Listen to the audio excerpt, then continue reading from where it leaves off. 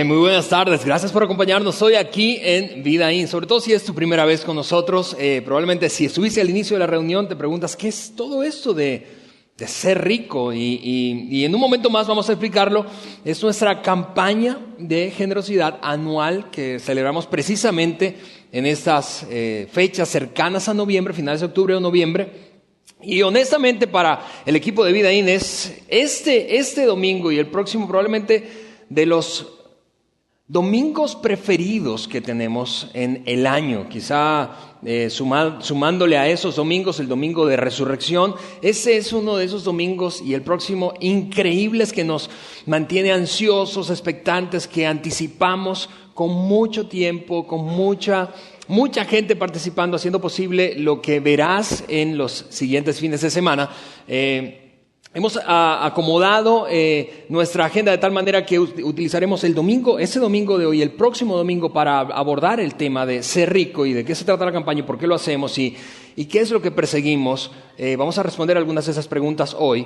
Pero si tú por alguna razón no estuviste el año pasado, bien porque no venías a Vida todavía, es reciente tu asistencia aquí a Vida In, o por cualquier razón no pudiste estar el año pasado, déjame repasar contigo rápidamente de qué se trata la campaña y qué es lo que hemos hecho. Esto es lo que en números podemos resumir de la experiencia de ser rico en 2016. Mira esto conmigo aquí en nuestra pantalla. 61 iglesias participando, 61 iglesias, no solamente Vida In, hay 2 iglesias Vida In todavía, no hay más que 2 todavía.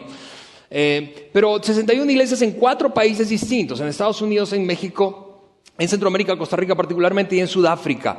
61 iglesias en total participando, uniendo su fuerza, su músculo económico para recoger dinero y horas de servicio y entonces beneficiar a algunas organizaciones sin fines de lucro de las diferentes ciudades donde operamos como iglesia, en nuestro caso aquí en Saltillo. 112,000 personas en total participamos el año pasado, 112,000 personas de esas 61 iglesias y 4 países, beneficiando a 300 organizaciones sin fines de lucro. Y en resumen, ese es un número extraordinario que te voy a mostrar ahora. Han transcurrido 10 años desde que esta campaña inició. Nosotros nos unimos el año anterior, ese es nuestro segundo, y hemos servido juntos, en suma, todos los participantes, más de 221,000 horas de trabajo voluntario. Escúchame, yo no sé si a ti eso te impacta tanto como a mí, pero cuando piensas en una iniciativa, por ejemplo, de las más grandes de nuestro país, o incluso de América Latina, como el Teletón, no sé si puedan presumir de tantas horas de trabajo voluntario. Y en total hemos recaudado en los últimos 10 años $23 millones americanos en 10 años, en suma, todos los años que hemos hecho eso. Solamente, y hablando ya solo de nuestras 2 iglesias, Saltillo y Monterrey, el año pasado recogimos en un fin de semana, escucha esto, más de $500,000 y lo entregamos íntegro a 6 organizaciones diferentes que operan sin fin de lucro en diferentes sectores de nuestras 2 ciudades. 5 organizaciones beneficiadas aquí en Saltillo, 1 en Monterrey. Eso fue algo extraordinario. Todo lo que recogimos en un fin de semana, y no lo haremos hoy, pues sencillamente quiero ponerte al día de lo que hemos logrado juntos, gracias a cada uno de ustedes participando y a los más de 100,000 participantes en los últimos años. Eso es increíble. Que la iglesia sea conocida más por estar a favor de su ciudad, porque esta es una campaña de generosidad, no para la iglesia, sino a favor de la ciudad. Es una campaña en donde queremos de alguna manera cambiar la perspectiva que se tiene de la iglesia históricamente hablando, en donde se ha visto y señalado a la iglesia como precisamente un ente, un organismo, una organización que señala todo aquello en lo que está en contra. Hay campañas, hay manifestaciones, básicamente cada mes en nuestro país de la iglesia en general, hablo de la iglesia en general en su conjunto, señalando todo aquello que no le parece que está bien, todo aquello que parece que está desviado, todo aquello que parece que está chueco, moralmente torcido. Pero esta es una de esas oportunidades que tú y yo tenemos como iglesia local para cambiarle el rostro a la iglesia en un sentido. Estamos a favor de nuestra ciudad y a favor de aquellos que están haciendo un trabajo para beneficiar a los menos privilegiados. Y ese es el espíritu, lo que hay detrás de esta campaña. ¿Por qué? Porque hemos llegado a una convicción profunda. Todas las personas son importantes para Dios, sin importar si a esa gente le importa a Dios o no. Todos son importantes para Dios, no importa si a esa gente o a ti y a mí o al resto del mundo le importa a Dios o no le importa a Dios. Dios está interesado, Dios está comprometido, Dios quiere bendecir, beneficiar a la gente en general. Y tú y yo podemos ser un instrumento en las manos de Dios en ese sentido. Y eso es un privilegio que pocas veces podemos tener en conjunto, siendo parte de una cosa mucho más grande que nosotros mismos. Ahora, por los siguientes minutos me dedicaré a responder 3 preguntas que probablemente tengas o vayas a tener, te vayas a hacer ahora, durante el mensaje o después, respecto a la campaña Sé Rico. La primera pregunta es esta, es una pregunta probablemente obvia para ti, es ¿de dónde viene esto? ¿De dónde proviene la campaña Sé Rico? Ok, ¿qué fue? Sencillamente una buena idea de una iglesia, en este caso una iglesia aliada que tenemos en Atlanta, Georgia, llamada North Point, o es una buena idea de Vida In. No, es más que eso, y la raíz es mucho más antigua que 10 años. Proviene de una carta, el fragmento de una carta escrita por un hombre conocido muy ampliamente por ser el escritor de la mayoría del Nuevo Testamento. Él fue conocido como el apóstol Pablo o San Pablo o Pablo. Y tomó en un par de ocasiones su pluma para escribir 2 cartas a un discípulo suyo que estaba fundando una iglesia. Y entonces en esas cartas tomó tiempo para escribir algunas recomendaciones desde su punto de vista y experiencia que le servirían a este nuevo joven líder de una iglesia. Cosas que eran fundamentales, algunas cosas que lo iban a ayudar a resolver conflictos, algunas cosas que iban a sentar las bases, fundamentos de la iglesia en aquel momento del siglo I. Esa carta Pablo la escribió durante el siglo I a su discípulo llamado Timoteo. Y en la primera carta que Pablo le escribe a Timoteo, precisamente dándole bases para la fundación de la iglesia, él aborda el tema de la generosidad y la gente rica. Mira lo que le dice en la primera carta, capítulo número 6, Pablo a Timoteo: a los ricos de este mundo. Y déjame hacer una pausa allí, porque cuando tú lees eso, hay un problema al leer eso, es que tú y yo naturalmente nos desconectamos. Bueno, eso no es conmigo.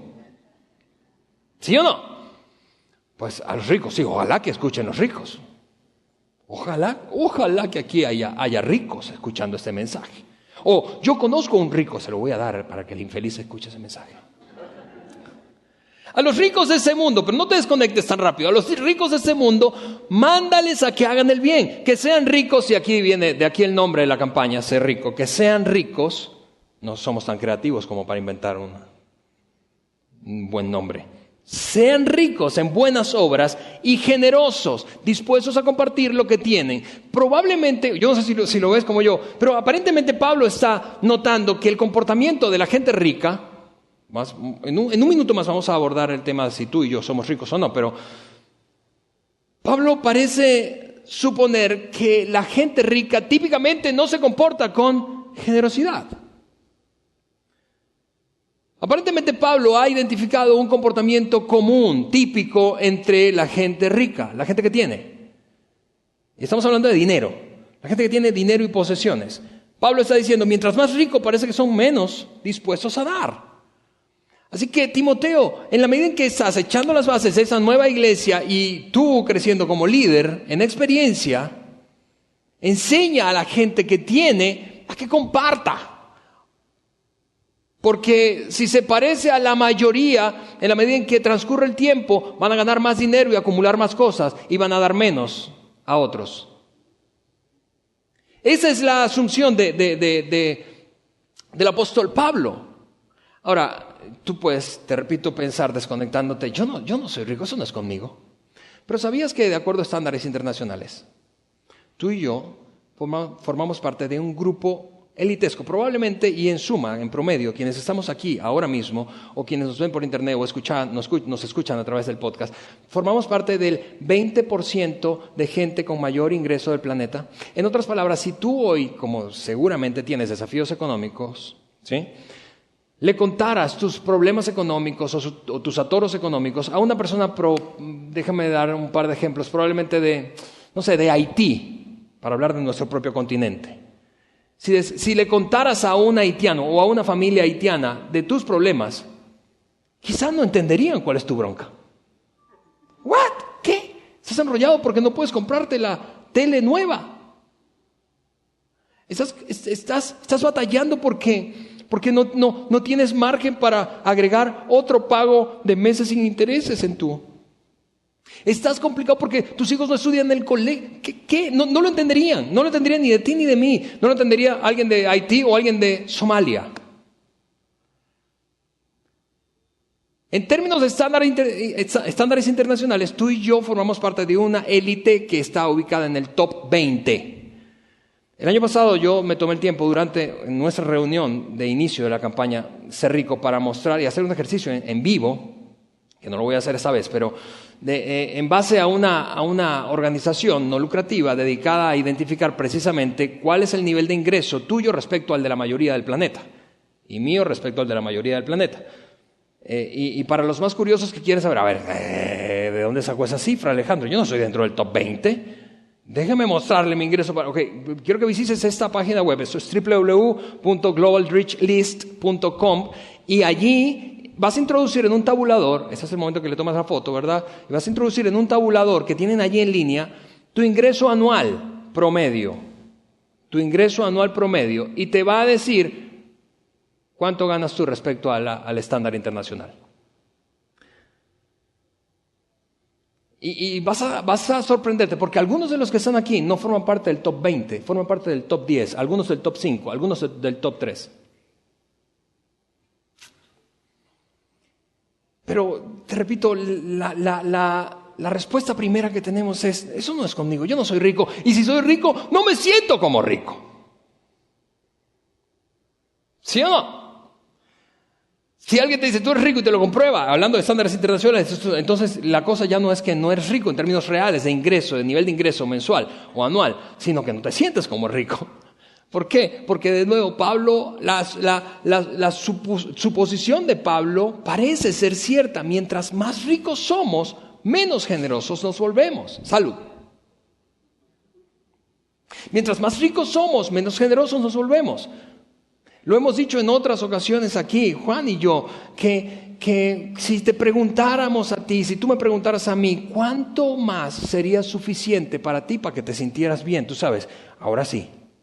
La respuesta, más allá del número, sería algo como esto, un poquito más. ¿Cuánto más te hace falta ganar para que tú te sientas rico? Un poquito más. Y si tú alcanzaras ese poquito más en lo que resta de año, durante el próximo año, y te volviéramos a hacer la pregunta, la respuesta sería exactamente igual, un poquito más. ¿Por qué? Porque la misma pregunta podrías habértela hecho, o quizá te la hiciste en el pasado, y tu ingreso ha subido, y hoy sigues respondiendo de la misma manera, un poquito más. Me hace falta un poquito más. Así que ¿de dónde viene? Viene de ese pasaje de Pablo a Timoteo. Somos ricos respecto a estándares internacionales. La inmensa mayoría de nosotros ocupa un lugar privilegiado en términos de ingreso promedio anual. Pero no nos sentimos así. Así que Pablo le dice a Timoteo, enséñale a la gente que para sentirse rica necesita crecer en generosidad. Hay una correlación que existe entre la generosidad y la sensación de abundancia. ¿Por qué? Porque el que no da, eso parece obvio, pero el que no da porque siente que no tiene suficiente. Mientras el que da, aun cuando tenga más o menos ingreso que su vecino, da porque sabe, se siente, como decía Luis hace un rato, agradecido por todo lo que da y aparta una porción de eso para beneficiar a otros que están menos favorecidos. La segunda pregunta de este segmento de mensaje es esta. ¿Por qué? ¿Por qué hacemos la campaña? Porque es que tomamos tiempo para recaudar horas de servicio y dinero y darlo a otras organizaciones sin fines de lucro, algunas de ellas con un fundamento de fe, es decir, que compartimos la misma fe o no. Por ejemplo, este año, y lo vamos a ver un poco más tarde, vamos a trabajar con dos organizaciones aquí en nuestra ciudad. La Cruz Roja de Saltillo, la Delegación Saltillo, no es una organización que tiene una base de fe, es una organización no lucrativa, sencillamente dedicada a brindar atención médica inmediata a gente que padece. No estamos procurando compartir la fe para ayudar a alguien, no, porque Dios, te decía hace un momento, está interesado en todos, a pesar de que todos no estén interesados en Dios. Es una actitud mezquina cuando solamente nos dedicamos a ayudar a aquellos que comparten ciertos valores o criterios nuestros. Y queremos dar inicio, como en el año anterior, a una campaña que beneficie a aquellos que quizás no se parecen a nosotros, quizás nunca conoceremos. Otra de las organizaciones con las que trabajaremos es una organización llamada Ameberg, dedicada a ayudar a débiles visuales en nuestra ciudad y en nuestro estado. Y el año pasado el trabajo allí en Ameberg fue extraordinario y voy a darte más detalles esta semana y la próxima. Pero ¿por qué hacemos esa campaña? Voy a responder esa pregunta a través de una historia, una experiencia vivida por el propio Jesús, que creo que muestra la razón por la cual cada iglesia, más allá del nombre de la campaña y la metodología que tenemos, debería tomar tiempo para beneficiar a aquellos menos privilegiados, a los marginados, a los que están distantes, a los que no tienen acceso a un montón de privilegios que otros sí tienen. Cada iglesia en el mundo debería hacer eso, y eso es apenas un pasaje bíblico, una historia del Nuevo Testamento, una experiencia de Jesús, pero podríamos tomar un montón. Hay cientos de pasajes que podríamos utilizar para mostrar la razón por la cual cada iglesia debería tomar tiempo para ser generoso con aquellos menos privilegiados. Voy a tomar un pasaje escrito por una experiencia vivida por Jesús, escrito por uno de sus biógrafos. 4 biógrafos tuvo Jesús, ¿sí? Mateo, Marcos, Lucas y Juan. Eventualmente sus escritos se recopilaron y formaron parte, comenzaron a formar parte de lo que hoy es conocido como el Nuevo Testamento. Tomaré los escritos, un pequeño pasaje del capítulo 3 de un hombre llamado Marcos, que fue un biógrafo de Jesús, para mostrarte cómo él mismo pudo observar que tras una experiencia vivida por Jesucristo, un tanto indignante, vas a notarlo en un momento más, pero un tanto indignante, ninguno de los que nos decimos seguidores de Jesús deberíamos comportarnos en un estándar inferior a este que notarás a lo largo de la historia. Eso es lo que escribió Marcos en el capítulo número 3 de su Evangelio. Jesús volvió a visitar la sinagoga, templo judío, una iglesia. Y allí se encontró con un hombre que tenía una mano atrofiada. Hay diferentes versiones de esto. Hay versiones que dicen una mano paralizada, una mano deforme, una mano tullida, hay una versión. Pero lo cierto es que aparentemente, sin saber cuál es la razón de fondo, es decir, si es un defecto congénito o sufrió algún accidente, pero ese hombre tenía una mano atrofiada. Y eso, escúchame, solo quienes han sufrido accidentes o tienen cicatrices, marcas en sus cuerpos, o probablemente tienen un defecto congénito, pueden entender cabalmente la experiencia de este hombre. Porque es extraordinariamente vergonzoso. Eso, es de plano discriminador, aun cuando haya una campaña y hayamos mejorado a lo largo de los años en ese asunto de no discriminar a quienes tienen de dificultades o limitaciones físicas o mentales. Pero esto es una experiencia súper vergonzosa. Por ejemplo, algunos de ustedes saben que yo sufrí una quemada hace 31 años exactamente, en todo mi muslo. Yo tengo quemado todo el muslo de mi pierna derecha, una quemada de 2º grado, y afortunadamente ocurrió alto en mi pierna, y ya no ando mucho en shorts. Pero en las primeras de cambio era muy vergonzoso usar un pantalón corto para mí, porque enseguida venían las miradas, enseguida venían las preguntas. Algunos no preguntaban, sino que solamente miraban y como raro, ¿qué le pasó? Y como con lástima. Es una combinación de muestra de lástima, de compasión, de al mismo tiempo de como a veces hasta asco, ¿sí? Esa experiencia es la que está viviendo este hombre, y parecía que su presencia allí no solamente podía ser una causa de incomodidad para el resto y para él mismo, pero al mismo tiempo era como un clamor silencioso de ayuda. ¿Por qué? Porque fue al templo sabiendo que ese hombre, Jesús, había sido conocido recientemente como alguien capaz de sanar enfermedades. Así que está allí, probablemente sin emitir una palabra, tratando de esconder y que no se viera mucho su defecto, el defecto de su mano, pero al mismo tiempo como un clamor silencioso. Quizá fue un poco discreto al mostrar la mano, o que se asegurarse que Jesús se la viera. No sabemos el detalle de la historia. Marcos lo omite, no es tan detallista, pero parece obvio que este hombre está, además de padeciendo esa enfermedad, quizá congénita o como resultado de un accidente, te repito, está sufriendo un gran dolor, digo emocionalmente hablando, de la vergüenza.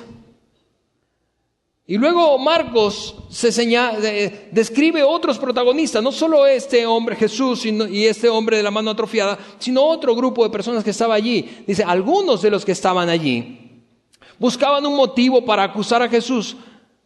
Algunos que buscaban un motivo, para acusar a Jesús no le quitaban la vista de encima para ver si sanaba al enfermo en sábado. Ahora déjame definir un momento vamos a hablar de esos otros, quienes eran en un minuto más, pero esta palabra sábado, ¿por qué la bronca de que pescarlo a ver si hacía algún milagro el sábado? Porque el sábado, en definición, hablando de la cultura judía en la época, era un día en el que se suponía que la gente debía dejar de hacer cualquier actividad cotidiana a la que se dedicara y enfocarse en Dios y en lo que le importaba a Dios. Era un día básicamente reservado para la adoración. Así que eso es lo que está ocurriendo. Se supone que nadie debe trabajar, hacer alguna actividad distinta que adorar a Dios o enfocarse en aquello que es importante para Dios. Trabajo, por otra parte, que era todo aquello que se suponía a los ojos de los líderes religiosos de la época que nadie debería hacer, pero de alguna manera ellos sí. Déjame repetirte eso. Ese comportamiento que no es desconocido para nosotros, la actitud prejuiciosa de superioridad espiritual, de decir, tú estás mal, pero yo no necesariamente soy mal. Tú estás mal por hacer eso, yo hago lo mismo, pero yo no. Porque cuando me juzgo a mí mismo, lo hago a la luz de mis intenciones. No, lo que pasa es que tuve un mal día. Pero tú eres una persona mala. De hecho, probablemente, si tú te desconectaste de la iglesia o nunca has sido una persona de iglesia, quizá lo hiciste por esa actitud prejuiciosa e hipócrita. ¿Sí o no? De llegar a un lugar y sentirte rechazado por otros porque aparentemente ellos ostentan un nivel de espiritualidad superior al tuyo. Y tú dices, no manches, yo no me quedo aquí. Y pensamos, ¿pero de qué hablas? Hasta tenemos frases culturales para eso. Se dan golpes de pecho y ellos hacen lo mismo.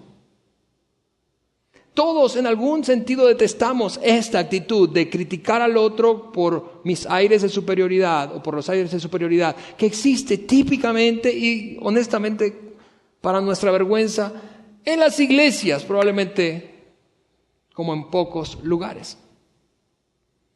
La actitud de que yo soy mejor, más espiritual, más santo, moralmente más correcto que tú. Y ahí están ese grupo de personas, líderes religiosos, tratando de pescar a Jesús, a ver si Él sanaba, trabajaba, hacía algo distinto a lo que ellos consideraban que debía hacerse en un día de adoración.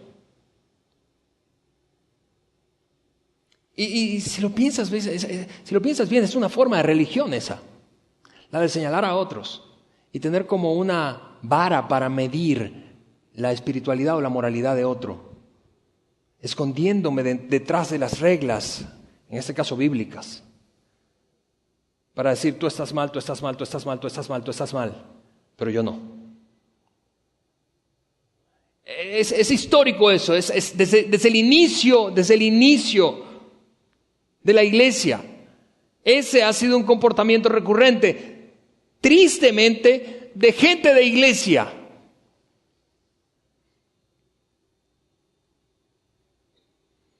Me paro en mi pedestal de santidad y señalo a otro que, desde mi punto de vista, no es santo. Su matrimonio está mal, le puso el cuerno a la esposa, pero eso está terriblemente mal. Pero que yo vea pornografía no está mal, es que tuve un mal día. Señalo a otro porque sé que es un corrupto, pero yo le miento a mis hijos o a mi cónyuge, pero yo tuve un mal día. ¿Ves? Esa forma de religión, que se apalanca sobre las normas o leyes religiosas para señalar y juzgar a otros, es el tipo de personas que estás esperando a que Jesús meta la pata, haga algo que desde su punto de vista es incorrecto, de acuerdo a leyes espirituales de la época. Entonces, eso es lo que sigue diciendo Marcos. Jesús le dijo al hombre de la mano paralizada, ponte de pie frente a todos. Ya era vergonzoso estar allí, en público. Ahora, imagina que Tú eres ese hombre, tú eres una mujer con la mano ahí paralizada, con un defecto congénito y estás buscando de alguna manera auxilio, pero es vergonzosa la experiencia de estar en público. Pero no conforme con eso, Jesús dice, ponte de pie frente a todos. Imagínale el nivel de exposición y vergüenza que pudo haber sentido ese hombre. Luego entonces le dijo a los otros, a esos que estaban esperando juzgar un comportamiento espiritualmente incorrecto desde el punto de vista de la ley judía, a Jesús, ¿qué está permitido hacer en sábado? ¿Qué está permitido hacer en sábado? Está a punto, no sé si lo notas, pero lo que viene es el momento en el que Jesús se le voltea la tortilla. ¿Qué está permitido? A ver, ¿qué está permitido? ¿Hacer el bien o hacer el mal? ¿Hacer el bien o hacer el mal? La respuesta era obvia, ¿no te parece? Todo el mundo en la sala, así como todos los de aquí, todos los que nos están viendo o escuchando, todos sabemos la respuesta. ¿Qué está permitido en un día de adoración que se supone en el que debemos estar enfocados en Dios y a lo que a Él le importa? ¿Qué está permitido hacer? ¿Bien o mal? Todo el mundo sabe eso. Tú y yo sabemos eso. La gente de la época lo sabía, todos los de ese salón, de esa sinagoga lo sabían, todos los que escuchan el podcast lo saben. Todo el mundo sabe que hay que hacer el bien. Incluso si tú jamás, no te consideras una persona de iglesia religiosa, jamás has estado en una iglesia, esa es la primera vez, tú sabes cuál es la respuesta correcta de eso. ¿Qué es permitido? Hacer el bien.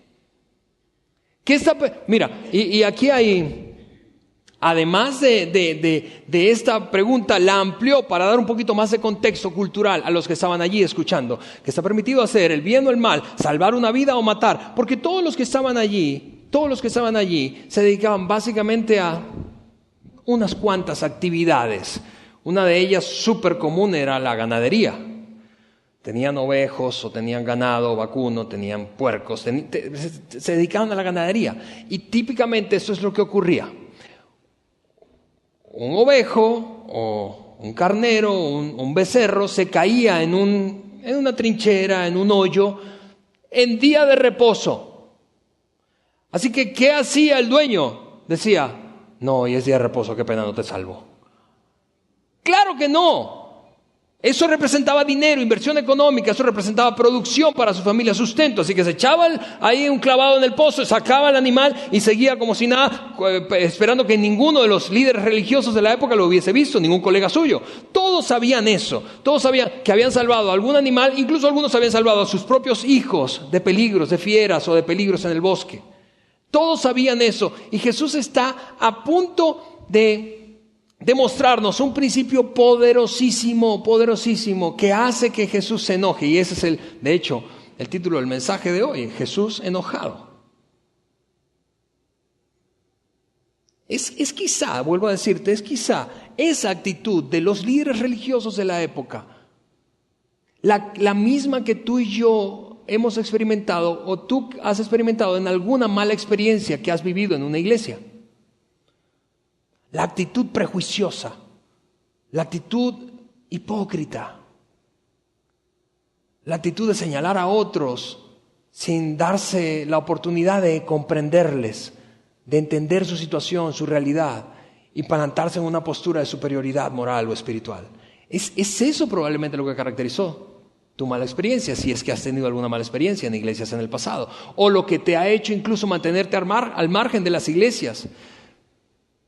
Mira, no sabes a cuántas personas en ese oficio yo escucho decir, mira, una de las cosas que yo evito, que evito cuando me presento con alguien por primera vez, es decir que soy pastor. ¿Por qué estás escondiendo la fe, Alejandro? No, porque levanta una barrera, y de avanzada la conversación, quizá varios encuentros, les digo a qué me dedico, pero típicamente no lo hago al inicio, porque quiero escuchar cuál es la opinión que típicamente tiene la mayoría de la gente respecto a la iglesia, a Dios, a la fe o al cristianismo. Y esta es la respuesta de la inmensa mayoría. De hecho, si hiciéramos una encuesta hoy, ahí en el Zócalo de nuestra ciudad, ahí en la Plaza de Armas de nuestra ciudad, o en un mall de la ciudad, nos daríamos cuenta de esto. La gente no tiene problemas con Dios, la gente tiene problema con la iglesia. No nos gustan las iglesias porque son prejuiciosas. No nos gustan las iglesias, eso es lo que he escuchado un montón de veces. ¿Por qué? Porque se creen superiores. ¿Por qué? Porque me discriminan. ¿Por qué? Porque me señalan. ¿Por qué? Porque me siento miserable. Parecen ellos tan santos, tan inmaculados, y yo me siento miserable. O sencillamente voy porque tengo que ir, mira, porque es un convencionalismo social, porque toda la raza va ahí, tú sabes, y tengo que ver a fulano, a mengano ahí en la iglesia, y si no me ven, entonces es raro. Pero típicamente la mayoría de las personas tiene un problema con la iglesia. Malas experiencias o evita acercarse por el prejuicio que representa la gente que está en una iglesia. Y eso es una cosa terrible, terrible, terrible. Y es vergonzoso. Es vergonzoso para mí que me dedico a esto. La verdadera pregunta que está detrás de esta, escúchame, la verdadera pregunta que está en esta de, ¿está bien? ¿Qué es correcto? ¿Hacer el bien o hacer el mal? ¿Matar o salvar la vida? La verdadera pregunta es otra. La verdadera pregunta ¿es la ley de Dios para el beneficio de Dios o para el beneficio de aquellos a quienes Dios ama? Jesús lo planteó en alguna otra ocasión. ¿Para quién es qué fue lo que tenía en mente Dios cuando creó el sábado, un día de adoración, para enfocarnos en lo que para Él es importante?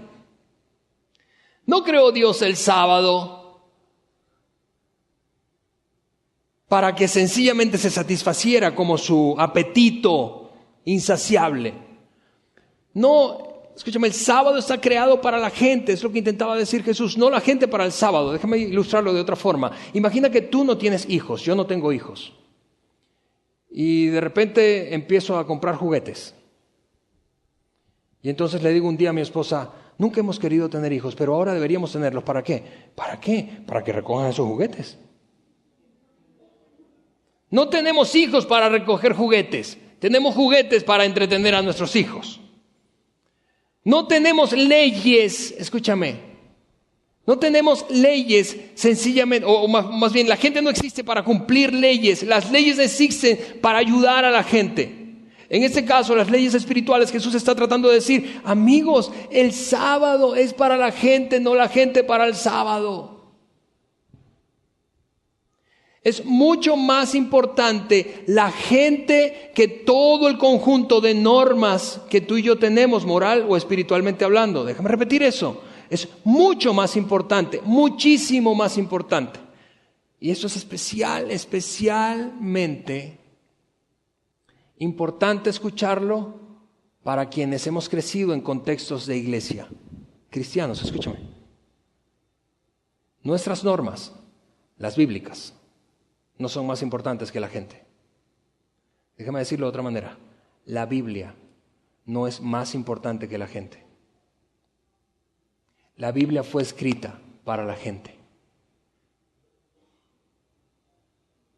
En algún momento en nuestra experiencia de fe, si tú te pareces un poco a mí, eso es lo que me llegó a pasar. Consideré que las normas estaban por encima de todo y de todos, las normas espirituales, y empecé a adoptar una postura prejuiciosa. Entonces discriminé a algunos porque no se portan bien. Discriminé a otros porque no comparten mi fe. Separé de mí a otros, sencillamente porque eran distintos en su manera de creer o pensar. Es increíble que en el fondo lo que está en pugna aquí en esta historia es el debate de para qué existen las leyes espirituales o en este caso los principios bíblicos. Déjame volver contigo al relato de Marcos y lo voy a poner aquí en la pantalla.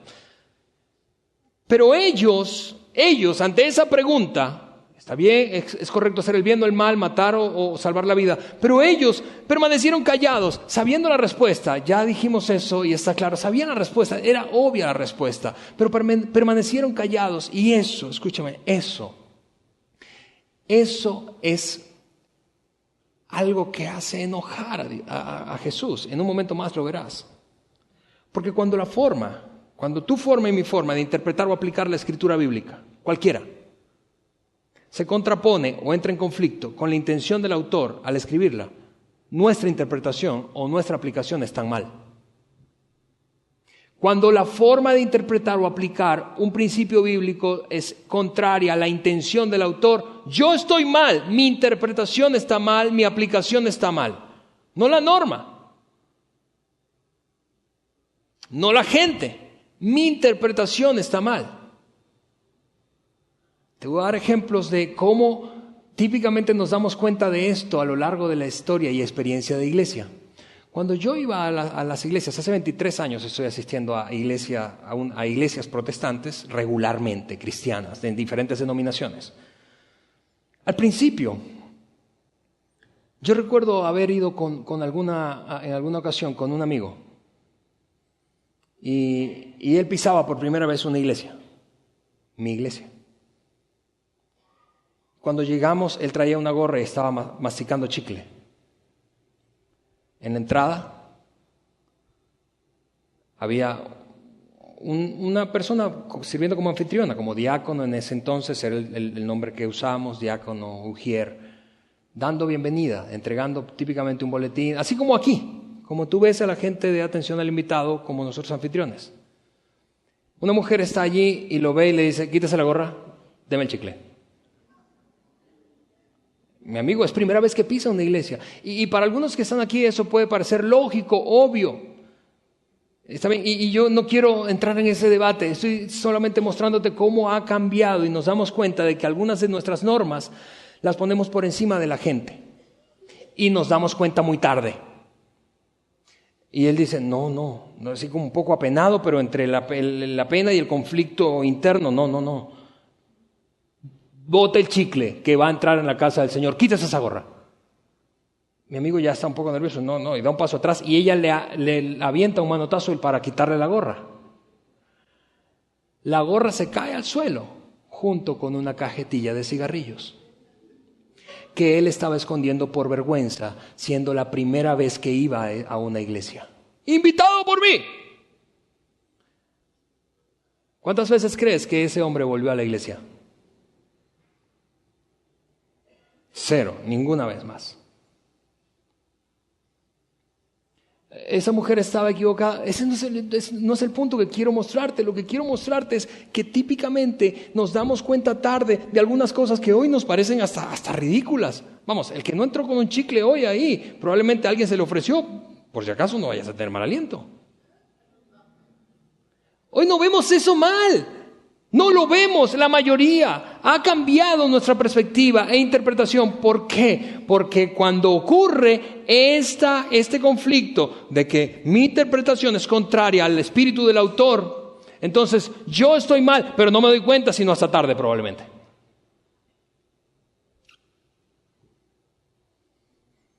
¿Sabías que las primeras veces cuando yo iba a la iglesia, las primeras iglesias que fui en 1995, 93... Las primeras iglesias a las que fui eran mucho más pequeñas, pero habían 2 naves, un pasillo, 2 naves. En una nave se sentaban todos los hombres, en otra todas las mujeres. Y tú puedes decir, ¡qué locura! ¿Todos solteros o cómo? No, casados. Hoy nos parece eso exagerado, como retrógrada incluso, ¿o no? En algunas iglesias a las que yo iba detrás de la puerta, iglesias pequeñas, típicamente un auditorio para 100, 80 personas, habían como túnicas, grandes batas. Por si acaso llegaba una mujer, se le ocurría a ir a una mujer con mezclilla o cualquier tipo de otro pantalón, debía ir en falda, o si la falda era muy corta. ¿Algunos de ustedes fueron a esas iglesias? ¿Algunos de ustedes recuerdan cómo olían esas batas? Cuando mi interpretación o mi aplicación de un principio entra en conflicto con el espíritu del autor, yo estoy mal. Mi interpretación y mi aplicación está mal. Y Jesús está diciendo, amigos, el sábado, el día de reposo, por el que tanto pelean, por el que tanto luchan, por el que tanto señalan, con lo que quieren hacerme caer en una trampa, no fue creada la gente para el sábado, sino el sábado para la gente. La ley es para la gente, no la gente para la ley. Es increíble ese cambio de paradigma. No sé si te parece como a mí, y sobre todo si has tenido mucho tiempo en la iglesia como yo. Porque la reacción de Jesús ante esa actitud prejuiciosa fue esta, escúchame, enojo. Yo no sé cuántas veces tú has leído el Nuevo Testamento y has visto o notado a Jesús enojado, pero Jesús se les quedó mirando enojado. De hecho, algunas versiones usan otra palabra. De hecho, la traducción literal de la palabra original en griego que se usó, probablemente hoy sería grosería en nuestro español. No estaba enojado así como, ay, qué mala onda, no. Quizá, si has leído el Nuevo Testamento por un tiempo, la vez que recuerdas que Jesús estaba enojado es aquella vez cuando tira las cosas del templo porque había un montón de personas mercadeando y sacando beneficio personal. Bueno, esto es similar a esa escena. Se les queda mirando. Sabe Él que ellos conocen la respuesta. Claro que es correcto hacer el bien, pero no lo van a decir porque son demasiado hipócritas y falsos como para reconocer que están equivocados. Y pusieron sus normas y estándares por encima. Y su interpretación, aunque errada, es la que prevalece, porque son los líderes religiosos. Es un comportamiento histórico de la religión. El que se acerca a Dios, mira esto, históricamente los que se acercan a Dios tienen la tentación de sentirse superiores espiritualmente. Cuando la enseñanza es opuesta. Esto es lo que dice la Biblia, enseña la Biblia en ese sentido. Dios acepta al que se humilla y mira de lejos al altivo y orgulloso. Es increíble eso. Son los líderes, no estamos hablando de un grupo de personas que jamás ha pisado una iglesia. Estamos hablando de quien gobierna, de quien marca la norma y las reglas de la iglesia. Jesús se les queda mirando, enojado y entristecido. Se entristece. Vamos a colocar el resto del versículo. Ahorita. Se les queda mirando con dolor en su corazón, con pesar. ¿Por qué? Y mira por qué. Por la dureza, eso es lo que dice el pasaje. Si tienes una aplicación bíblica en tu teléfono, búscalo. Capítulo número 3 del libro de Marcos. Versículo 4. Se enoja y se entristece por la dureza del corazón de ellos. Porque son tan duros y están tan comprometidos con su propia norma en vez de ayudar a la gente que Dios ama, que dicen, se va a hacer como yo digo. Y eso hace enojar y entristecer a Jesús. Jesús, en otras palabras, no se entristece ni se enoja por las cosas que tú y yo nos enojamos. Tú y yo nos enojamos típicamente a través de la frustración cuando las cosas no salen como queremos. No, aquí estamos hablando de algo diferente. Aquí hay un Jesús enojado porque se da cuenta de que la gente que lidera espiritualmente esa nación en ese entonces es tan dura de corazón que es incapaz de poner a las personas que Dios ama por encima.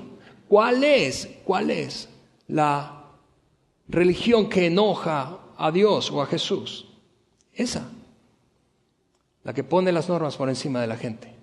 La que, y mira, es increíble porque tras este acontecimiento, Jesús entonces, después de inquirirlos, miró otra vez al hombre que estaba allí parado, avergonzado, y le dijo, extiende tu mano. Él la extendió y quedó absolutamente sanado, restablecida la mano. Ese es el momento, y yo no sé si tú como yo piensas, pero ahí la gente debió prorrumpir en un aplauso. ¡Wow! Increíble. Pero no, silencio absoluto. De hecho, el narrador, el escritor Marcos, señala qué fue lo que ocurrió. Tan pronto, inmediatamente, tan pronto como salieron los fariseos, comenzaron a tramar con los herodianos cómo matar a Jesús. Y tú y yo conocemos el resto de la historia. ¿Qué fue lo que pasó? Lo mataron.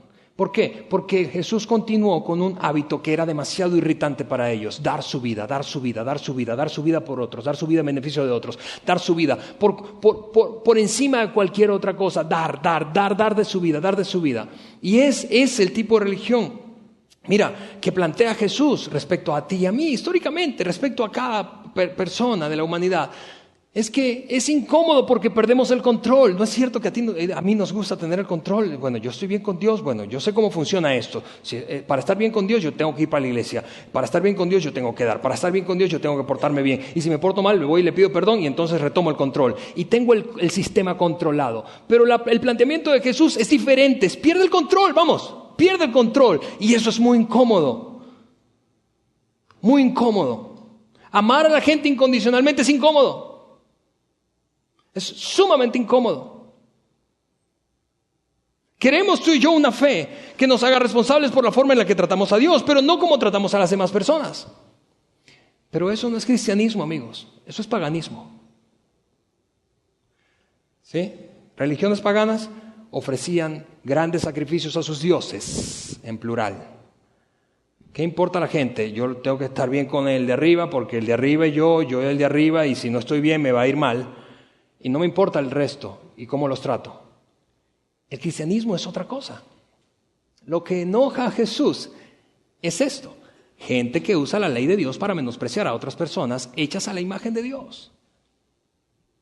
La religión que enoja a Jesús es esa que, que valora a Dios por encima de lo que Dios valora, lo cual es imposible, por cierto.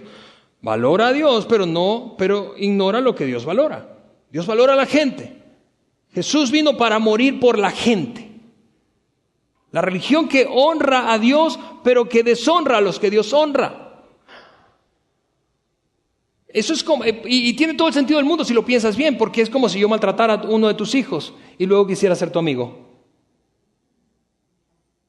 Dios está en el cielo diciendo, ¿cómo quieres llevártela bien conmigo si estás maltratando, menospreciando, discriminando a tu vecino?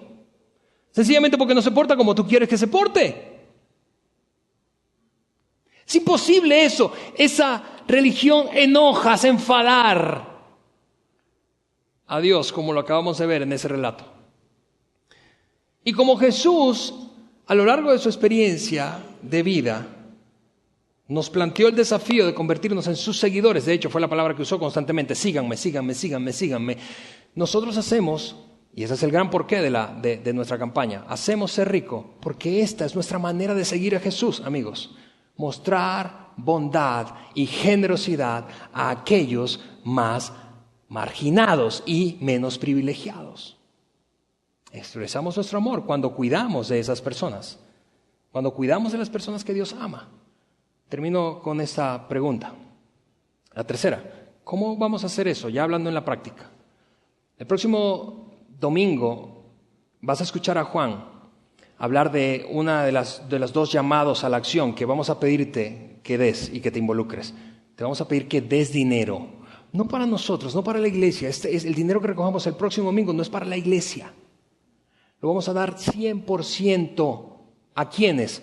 A estas dos organizaciones, a Maver y la Cruz Roja, de las que ya te hablé, y no tenemos una meta económica porque no sabemos cuánto vamos a recoger, pero tenemos una meta de participación. Quiero desafiarte a que el 100% de nosotros participemos, y si eso es cierto, nosotros vamos a recaudar más de 250,000 pesos en un domingo, y lo vamos a entregar íntegro a esas dos organizaciones. 100%, lo vamos a entregar 100%, todito.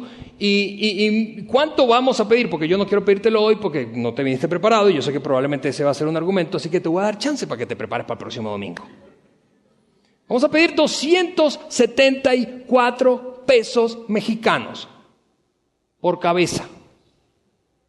Y no tengo ningún poquito de pena para decirte eso, porque te repito, nada de lo que tú des respecto a eso. Algunos, por cierto, pueden dar más. Algunos deberían agregarle varios ceros a eso. Pero si tú no puedes, y yo puedo entender eso, que estés en un aprieto, un momento difícil, está bien, participa con lo que puedas. Pero quiero que persigamos ese número. Por cierto, para poner un poco el dedo en la llaga, que probablemente hoy te gastaste más de eso en los tacos de barbacoa de la mañana. No me digas que es mucho. En Los Pioneros ya hicimos propaganda por aquí. No hemos prometido ninguna cifra a las organizaciones, no lo hemos prometido porque no sabemos cuánto vamos a recoger, pero lo vamos a dar todo. Vamos a llegar allá un día a las oficinas de las dos organizaciones, a la gerencia de la Cruz Roja, que está un muchacho joven, se llama Fernando Canepa, y Erasmo, el ingeniero Erasmo, y le vamos a escribir un cheque para hacer la diferencia en lo que ellos hacen, y lo haremos juntos. Por eso, escúchame, por eso hacemos Ser Rico.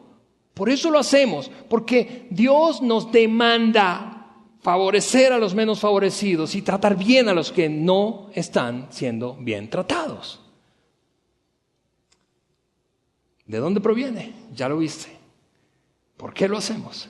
¿Y cómo lo haremos?